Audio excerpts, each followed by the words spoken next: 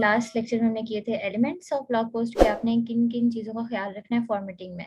ठीक है, फॉर्मेटिंग में आपने ज़्यादा सिर्फ एलिमेंट्स का ख्याल रखना है, जो आप लोगों ने पैराग्राफ्स तोड़ने हैं उनका ख्याल रखना है, सब हेडिंग्स आपने पहले से काउंट कर लेनी है। अभी मैं आपको बताती हूँ कि आपने उस लिखने से पहले उसका आउटलाइन किस तरह बनानी है। अगर आप आउटलाइन पहले बना लेंगे तो उससे आपका काफ़ी ज़्यादा टाइम सेव हो जाएगा। ठीक है, ऐसा होगा अगर कि आप बार-बार पहले रिसर्च कर रहे हैं, साथ-साथ लिख भी रहे हैं, तो इससे ये बहुत ज़्यादा टाइम कंज्यूमिंग हो जाता है। ठीक है, तो आपने करना पहले ये है कि रिसर्च करनी है पहले, रिसर्च को थोड़ा टाइम देना है। उसमें से जोन-जोन से पॉइंट्स आपको लगता है कि आपने ब्लॉग पोस्ट में ऐड करने हैं, वो आपने नोट डाउन कर लेने हैं। या तो नोट डाउन कर लेने हैं या इस तरह गूगल डॉक्स में या जिस भी एप्लीकेशन में आप सॉफ्टवेयर में आप लोग टाइप करते हैं, डॉक्यूमेंट बनाते हैं, आप उसमें कर सकते हैं। ठीक है, माइक्रोसॉफ्ट वर्ड में कर सकते हैं, डब्ल्यूपीएस ऑफिस में कर सकते हैं या गूगल डॉक्स में कर सकते हैं, आपकी मर्जी है, ओपन है। ठीक है, तो अब आपने करना क्या, सबसे पहले तो ब्लॉग की आउटलाइन बना लेनी है। आउटलाइन कैसे बनेगी, रिसर्च आपको करनी आनी चाहिए। आपको ब्लॉग पोस्ट के एलिमेंट तो पता चल गए हैं, लेकिन अगर फॉर एग्जांपल आपके पास कोई ऐसा टाइटल आपको मिल गया है ब्लॉग लिखने के लिए, कोई टॉपिक ऐसा मिल गया है जो बेशक आपकी फील्ड से रिलेटेड हो, बेशक आपकी नीश से रिलेटेड हो, लेकिन उसका नाम आपने पहली दफ़ा सुना हो, फिर आप उस पे कैसे लिखेंगे?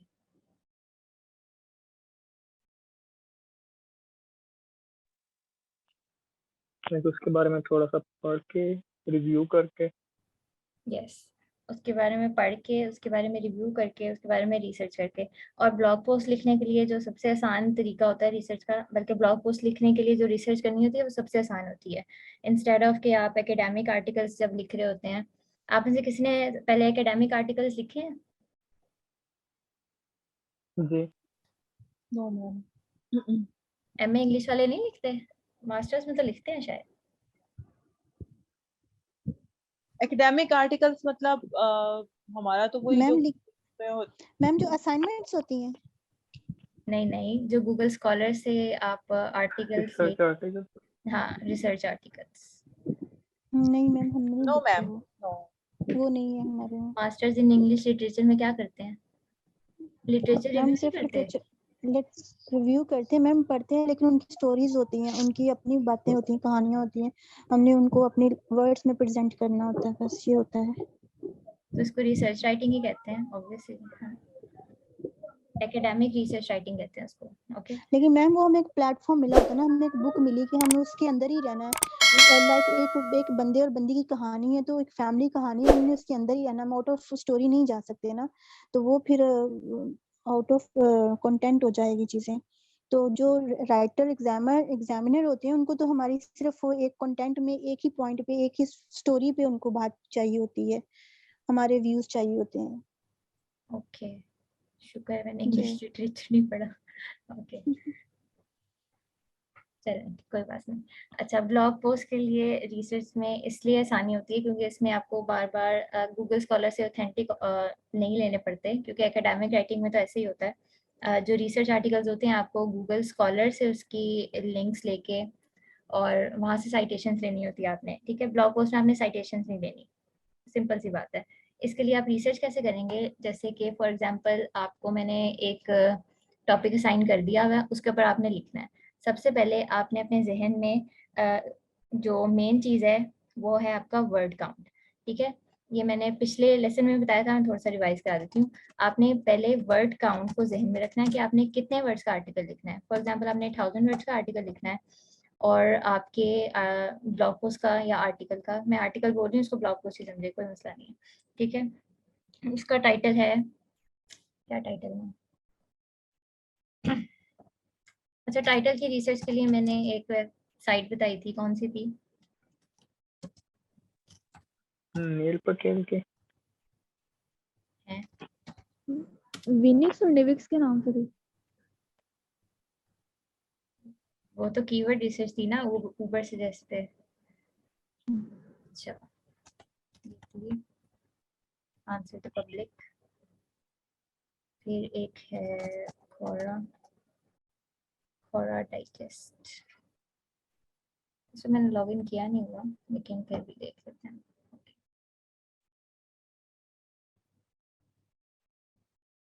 उसके बाद एक है रेडिट,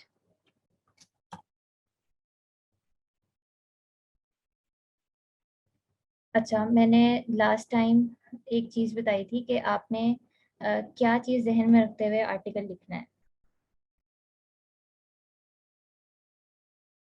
आनिया आनिया को बस टाइटल याद रह गया।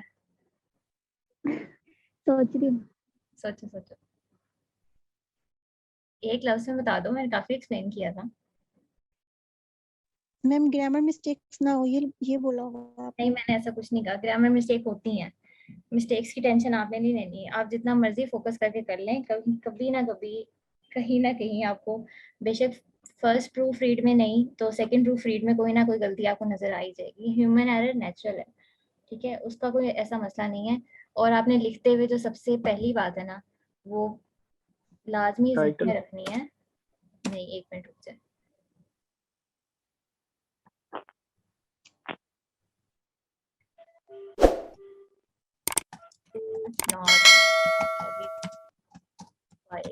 राइट, आपने लिखते हुए एडिटिंग नहीं करनी। ग्रामर मिस्टेक हो रही है, होने दें, टाइपोज हो रही हैं, जो भी वो होती रहती हैं, ठीक है। लिखते हुए अगर आप एडिट करने लग गए, क्योंकि जब आपने लिख रहे होना है तो आपके जहन में आइडियाज आ रहे होंगे कि आगे लाइन क्या लिखनी है। अगर उस सेंटेंस की आप पंचुएशन और उसकी स्पेलिंग मिस्टेक, उसकी ग्रामेटिकल, उसको सीक्वेंस चेक करने लग गए तो आपके दिमाग में जो आइडिया आ रहा है वो भाग जाना है, ठीक है। फिर आपको याद ही नहीं आना 2 दिन तक कि मैं क्या सोच रही थी या सोच रहा था, ठीक है। तो आपने सिर्फ लिखना है, जब लिखना है तो सिर्फ लिखना है। कोई नहीं आपने पीछे मुड़ मुड़ के एक सेंटेंस सही लग रहा है या नहीं, एक सेंटेंस को बेशक आप जितना मर्जी सजा लें, 10 मिनट उसके ऊपर लगा लेंगे, जब आर्टिकल कंप्लीट हो जाएगा उस सेंटेंस पे वापस जाके आपको फिर नहीं अच्छा लगेगा, आपने फिर वो एडिट करना है, ठीक है। तो इससे इसलिए बेहतर है कि आप पहले पूरा ब्लॉग पोस्ट लिख लें, पहले उसकी आउटलाइन बनाएं, उसके बाद उसका रफ सा एक ड्राफ्ट बनेगा, उसके बाद उसके अंदर एडिटिंग करें। अगर आपको लग रहा है कोई चीज़ उसके बाद भी, जब आपका कंप्लीट हो गया ना, उसके बाद जब आप प्रूफ रीड करेंगे फिर आपको गलतियां नजर आएंगी और फिर आप गलतियों को करेक्ट करेंगे। प्रूफ रीड तो करना ही है ना, ये तो ऑब्वियस सी बात है। और एडिट करना कैसे है, उसके लिए मैं आपको 2 टूल्स बता देती हूँ, उसमें जौन सा दिल आपका करे वो आप यूज़ कर लीजिएगा। एक तो या ग्रामरली की एक्सटेंशन डाउनलोड कर लें, क्रोम के लिए भी होती है और माइक्रोसॉफ्ट वर्ड के लिए भी होती है। जिनका माइक्रोसॉफ्ट वर्ड अपडेटेड है उसमें चल जाती है ग्रामरली की, ठीक है। एक्सटेंशन डाउनलोड करनी आती है? मैम ये तो परचेज नहीं करते। नहीं नहीं, फ्री वाला भी चल जाता है। Grammarly premium okay. नहीं, अगर मुझे प्रीमियम का पासवर्ड मिला तो मैं देखती हूँ, मैंने कुकी लगाने की कोशिश की थी लेकिन मुझे मिला नहीं। मेरा ग्रामरली प्रीमियम बंद हो गया, अभी फ्री वाला ही चल रहा है। लेकिन अब प्रीमियम की जरूरत पड़ती नहीं है वैसे। जो फ्री वाला है उससे आपकी ग्रामर चेक हो जाती है, जो प्रीमियम वाला है उससे प्लेजरिज्म भी चेक हो जाता है, उससे रीडेबिलिटी भी चेक हो जाती है। तो वो इतनी खास आपको जरूरत नहीं पड़ेगी। या एक और वेबसाइट होती है, उसका नाम होता है हेमिंग, मुझे नाम नहीं याद आ रहा, मैंने कभी यूज नहीं की, लेकिन हाँ ये हेमिंगवे एडिटर। इसके ऊपर आप अपना ब्लॉग पोस्ट कॉपी और पेस्ट करके डालेंगे तो फिर आप इसके ऊपर भी एडिटिंग कर सकते हैं। तो इसमें आपका ग्रामेटिकल मिस्टेक्स होंगी, पंक्चुएशन मिस्टेक्स होंगी, या आपकी टेंसेस की मिस्टेक्स होंगी, हो ही जाती हैं ऑब्वियसली। या और क्या हो सकता है, हाँ ये लिखे हुए हैं साथ। रीडेबिलिटी टेस्ट भी होता है कि आपका रीडेबिलिटी स्कोर कितना है, ठीक है। अब ये आपको गुड बताएगा तो इसका मतलब है कि आपका कंटेंट इतने आसान अल्फाज में लिखा हुआ है कि रीडर्स को अच्छी तरह से पढ़ सकते हैं। फिर अगर कोई सेंटेंसेस आपके हार्ड टू रीड हैं तो वो उनकी ये भी करेक्टनेस करेगा, मतलब करेक्ट तो नहीं करेगा, निशानदेही करेगा कि आप इसको करेक्ट कर लें। फिर ज़्यादातर आपने पैसिव वॉइस नहीं यूज़ करने, एक्टिव वॉइस ही आपने कोशिश करनी है कि अपने सेंटेंसेस को एक्टिव वॉइस में ही लिखें, ओके। सिमिलर अल्टरनेटिव, इतने ज़्यादा मुश्किल और फ्रेजेस नहीं लिखने, ठीक है। इंग्लिश लिटरेचर वाले गौर से सुन लें, मुश्किल अल्फाज नहीं इस्तेमाल करना है, ठीक है। हाँ बस यही है। अच्छा, इसमें 2 चीज़ें हैं, एक है 11 sentences is hard to read और one of 11 sentences is very hard to read, और उसमें वो ये वाला है लंबे लंबे सेंटेंसेस, ठीक है।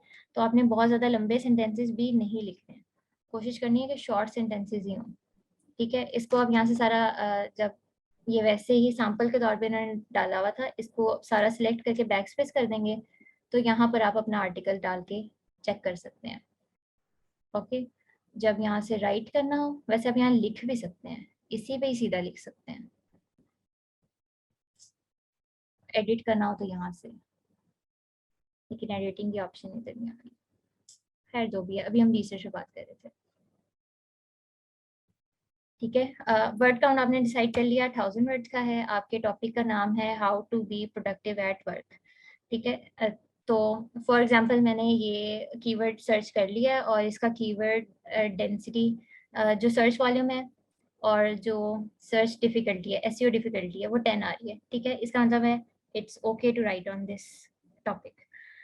तो अब मैं क्या करूँगी कि सबसे पहले ये जो पहला वाला आर्टिकल है इसको भी खोलूंगी, open link in new tab 1, how to make the most of your work day. ये भी हो सकता है, इसमें से भी कुछ मिल ही सकता है। 2, फिर 5 ways to increase, फिर 18 habits of highly productive people, शाबाश, मतलब 7 habits of highly effective people थे। 1 2 3 4, okay. 10 ground rule at work consistently. जितने आपका दिल कर रहा है वो आपने खोल लेने हैं, वैसे 5 काफ़ी रहते हैं, लेकिन अगर आप ज़्यादा से ज़्यादा आर्टिकल्स को देखें तो वो ज़्यादा बेहतर रह जाएगा, क्योंकि जितने ज़्यादा आप आर्टिकल पढ़ेंगे उसमें ऑलमोस्ट कंटेंट चेंज ही होता है। ठीक है, यूनिक कंटेंट होता है, तो आपको हर कंटेंट में से कोई ना कोई नया ऐसा पॉइंट मिल सकता है जो आपको वाकई लगे, जो आपको हिट करे कि ये मेरे आर्टिकल में भी होना चाहिए। ठीक है, अब आपने एक एक करके एक एक ब्लॉग पोस्ट खोलनी है। आपके बारे में दोबारा बता दें, है ऐप के बारे में, इफेक्टिविटी चेक। हेमिंगवे ऐप के बारे में पूछ रहे हैं। हेमिंगवे ऐप मेक्स ये योर रहा, राइट्स। hemingwayapp.com। जी मैं लिंक सेंड कर देती हूँ, मुझे याद करा दीजिएगा। मैं नहीं, मैं हेमिंगवे ऐप के बारे में नहीं पूछ रही। वो जो आपने आई थिंक सेकंड लेक्चर में ये जो ऐप साइट पे बताया था ना कि ये वाला हमें सिलेक्ट करना है टॉपिक के, नहीं टैग सिलेक्ट करना, जिसकी रेटिंग शायद आई थिंक से ज्यादा आ रही होती थी। ये वाला, हमने पहले जी जो साइट पे वो ग्राफ सा नहीं आ रहा था, उसके अकॉर्डिंग उसके बारे में थोड़ा सा बता दो। एक मिनट देख लूँ। इसका नाम है कीवर्ड्स एवरीवेयर। एक मिनट ऊपर एक्सटेंशन करें इसको स्लाइड, किसको? ये जो पेज आपका चल रहा है जो स्क्रीन पे। हाँ, हाँ जी, ये साइड पे ग्राफ जो आ रहा है इसके बारे में पूछ रही हूँ। यही बता रही हूँ, ये एक्सटेंशन है कीवर्ड एवरीवेयर। ये डाउनलोड कर लें, ये हाँ ठीक है, डाउनलोड ओके। कर लें, क्रोम के लिए एक्सटेंशन में ऐड कर लें और हो जाएगा। ग्रामरली की भी एक्सटेंशन डाउनलोड कर लें बेशक, और इसकी भी कर लें। ठीक हो गया। अच्छा, उसके बाद सिंपल सा तरीका है, आपने करना क्या है कि 4-5 आर्टिकल खोल लेने हैं, उनको थॉरली रीड करना है। उसमें से जो मेन पॉइंट्स हैं जो आपको लग रहा है कि इसके ऊपर आपको लिखना चाहिए, जैसे focus on one task at a time. यहाँ पे कुछ अब ये जो रूल्स लिखे हुए हैं ना, how to increase your productivity, इसके आगे सब हेडिंग्स हैं और इसमें इन्होंने बाकी सारे मेथड्स बताए हुए हैं। Take regular breaks, focus on your bigger task, set smaller objective. अच्छा, अब इस आर्टिकल में या इस ब्लॉग पोस्ट में मुझे एक मसला लग रहा है, किसी को और को लग रहा है? मैम इसके मैम पैराग्राफ लिंक बहुत ज्यादा लेंथी। हाँ जी, मैम एक लिंक्स पैराग्राफ। क्या नहीं ठीक क्या ठीक है, बोलो। जी, पैराग्राफ लेंथी है और आई थिंक सो बीच में उन्होंने वो लिंक्स दिए हुए हैं कुछ। लिंक्स तो देने हैं, लिंक्स इज ओके, लेकिन ये हाँ पैराग्राफ काफी लंबे हैं और एक चीज बिल्कुल भी नहीं है इसमें।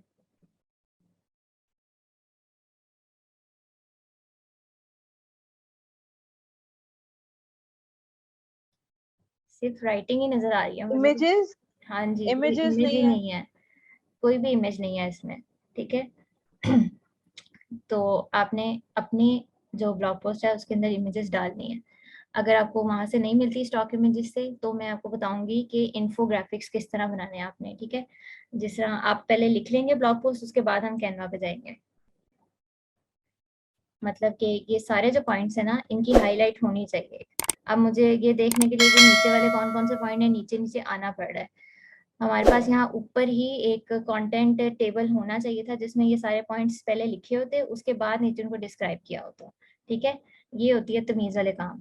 लेकिन इन्होंने एक अच्छा काम किया हुआ है, इन्होंने मेटा डिस्क्रिप्शन के अंदर ये सारे पॉइंट्स लिखे हुए हैं ताकि पता चल जाए कि किस तरह से, इसीलिए ये नंबर 1 पे रैंक कर रहा है और इसकी डोमेन अथॉरिटी भी अच्छी है।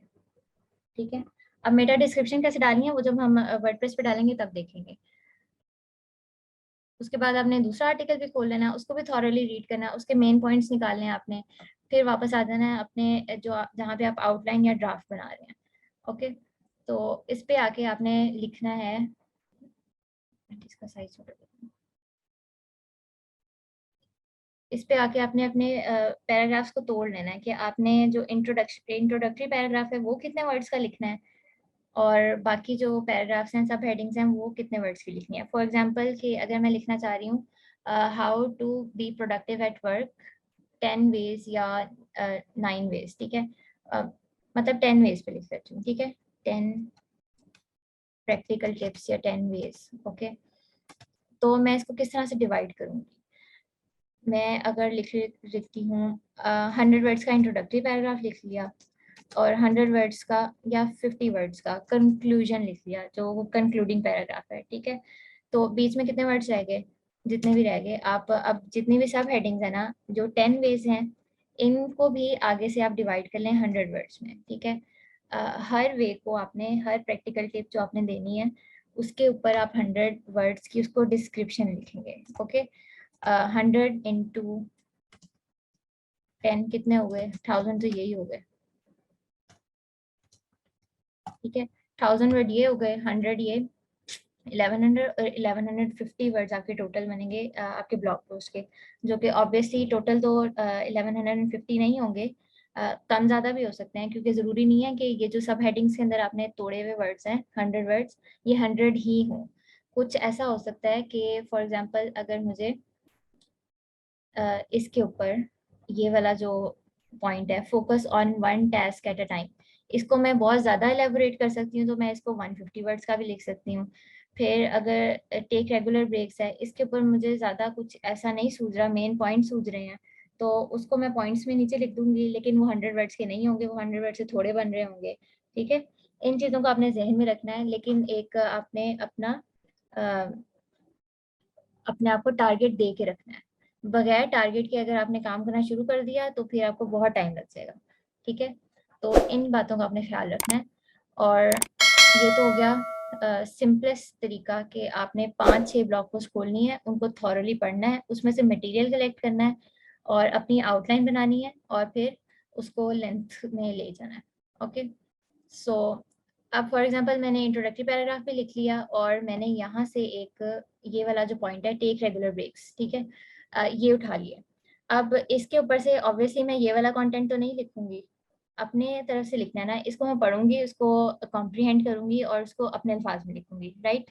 तो इसके बारे में आप लोग टेक रेगुलर ब्रेक्स या how to take regular breaks to be productive at work, इसको अलग से सर्च करके उसके ऊपर कंटेंट सर्च कर सकते हैं, या आप कुछ भी कर सकते हैं, मतलब किसी भी तरह सर्च कर सकते हैं। 2 और वेबसाइट्स हैं जो कि आपको बताती हैं कि लोग क्या पूछ रहे हैं, ठीक है, कोरा और रेडिट। कोरा और रेडिट में असल में आप लोगों को पता है पहले से इन वेबसाइट्स का? जी। नो मैम, मुझे नहीं पता। इसको नहीं पता? मुझे किसे? तैयबा नुमान को। अच्छा, तैयबा को नहीं पता। ओके, ये कोरा और रेडिट टाइप ये ऐसी वेबसाइट्स होती हैं जिसमें वैसे तो इन्होंने पोस्ट वगैरह किए हुए हैं, लेकिन यहाँ पे क्वेश्चंस पूछे जाते हैं। अगर फॉर एग्जांपल ये है ह्यूमन साइकोलॉजी फैक्ट्स या entrepreneurial mind shift philosophy of life, for example अगर मैं इनमें से किसी टॉपिक के ऊपर कोई क्वेश्चन पूछना चाह रही हूँ तो मैं यहाँ से क्वेश्चन पूछ सकती हूँ किसी भी किस्म का, ठीक है। और उस क्वेश्चन में फॉर एग्जांपल कि मैं इधर ही कोरा के ऊपर अपना क्वेश्चन लिख के डाल देती हूँ how to be productive at work, ठीक है। तो अब मैं पोस्ट कर दूंगी तो जिस चीज़ को भी वो आंसर आते होंगे ऑब्वियसली वो ह्यूमन राइटर्स होते हैं, वो कोई भी बंदा होगा, बेशक वो राइटर ना भी हो, वो आएगा मेरा क्वेश्चन पढ़ेगा और उसके नीचे आंसर ड्रॉप कर देगा, ठीक है। तो ये इन चीज़ों का आपने ध्यान रखना है कि आपको बहुत सारे सवालों के जवाब यहाँ से भी मिल सकते हैं, या बहुत सारे ये असल में हम लोगों ने यूज़ करनी है कोरा और रेडिट रीडर साइकोलॉजी समझने के लिए। जो मैं वर्ड सुनना चाह रही थी हानिया से, वो रीडर साइकोलॉजी थी। ठीक है, कि असल में लोग पढ़ना क्या चाहते हैं, आपने वो लिखना है, आपने वो नहीं लिखना जो आपका दिल चाह रहा है, क्योंकि उसका कोई फायदा नहीं है। Nobody wants to read, nobody is interested कि आपका क्या दिल चाह रहा है। लोग वही चाह रहे होते हैं, वही पढ़ना चाह रहे होते हैं जो वो पढ़ना, जो उनके दिमाग में क्वेश्चन होता है उसी का आंसर चाह रहे होते हैं। ठीक है, तो उस रीडर साइकोलॉजी को समझने के लिए आपने लोगों के साथ इंटरेक्ट करना है। आपने जो ब्लॉग पोस्ट भी पढ़नी है उसके नीचे आपने देखना है लोगों ने कमेंट क्या किए हुए हैं। ठीक है, कुछ ब्लॉग पोस्ट ऐसी भी होंगी जिसके नीचे लिखा होगा कि मैं यही ढूंढ रही थी, मुझे तो आपने प्रोडक्टिविटी की चाबी दे दी है कि मैं ये पोस्ट पढ़ के मैंने अपने टाइम स्केड्यूल सेट कर लिया। ऐसे ऐसे कमेंट्स होते हैं, कभी कमेंट्स पढ़ के देखें। ठीक है, तो आपने समझना है सबसे पहले कि जो पढ़ने वाला बंदा है वो असल में चाह क्या रहा है, और उसी के पॉइंट्स आपने अपनी ब्लॉग पोस्ट में एलेबोरेट करने हैं। राइट, तो कोरा और रेडिट आप इसलिए यूज करेंगे कि आपके टॉपिक के बारे में लोग क्या पूछ रहे हैं। जैसे कि अगर हानिया ने लिखना है ब्यूटी के ऊपर, फॉर एग्जांपल यहाँ किसी ने पूछा हो कि कंसीलर कैसे लगाते हैं, तो वो हानिया बता सकती है उन्हें। ठीक है, हानिया उनको आंसर देके नीचे अपने ब्लॉग का लिंक भी दे सकती है कि मैंने इस ब्लॉग में बताया हुआ पूरा तरीका। ठीक है, तो ये एक तरह से आपकी ब्लॉग के ऊपर ट्रैफिक लाने के लिए भी अच्छी चीज़ है कि किसी ने कोई क्वेश्चन पूछा है, उसके ऊपर आपने ऑलरेडी आर्टिकल लिखा हुआ है, ब्लॉग पोस्ट लिखी हुई है, आप उस क्वेश्चन का आंसर शॉर्ट सा देके नीचे उसको कह सकते हैं कि ये मैंने ब्लॉग पोस्ट लिखा है, इसको जाके पढ़ लें डिटेल में, अगर आपको डिटेल आंसर चाहिए।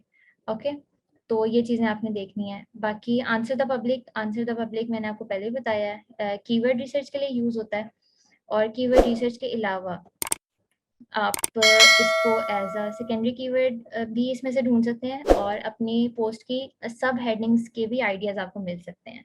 ठीक है, तो ज़रूरी नहीं है कि आपको यही कुछ ही मिले। फॉर एग्जांपल अगर हम यहाँ से how to be productive at work इधर से कॉपी करके यहाँ लिख लेते हैं।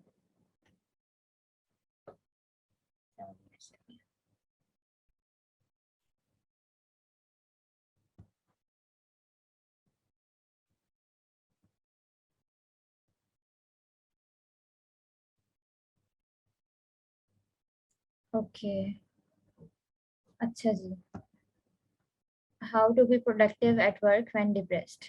शाबाश, मतलब ये एक सब हेडिंग हो सकती है। अगर आपने पहले तो पॉइंट्स बता दी ना, पॉइंट्स के नीचे अगर आपको लग रहा है थोड़ा सा और एलेबोरेशन करनी चाहिए, कोई बोनस टिप देनी चाहिए, तो उसमें आप एक छोटा सा पॉइंट ये भी ऐड कर सकते हैं, कुछ भी ऐड कर सकते हैं।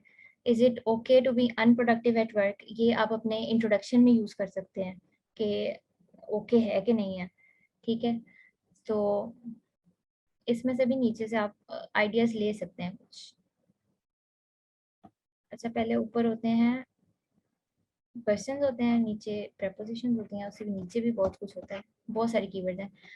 ज़्यादातर मिलते जुलते ही होते हैं, इसका मतलब है जो बहुत ज़्यादा मिलते जुलते होंगे, इसका मतलब है कि सबसे ज़्यादा पूछे जाने वाले सवाल वही है। How to be productive in a toxic work environment, ये थोड़ा मज़े का लग रहा है।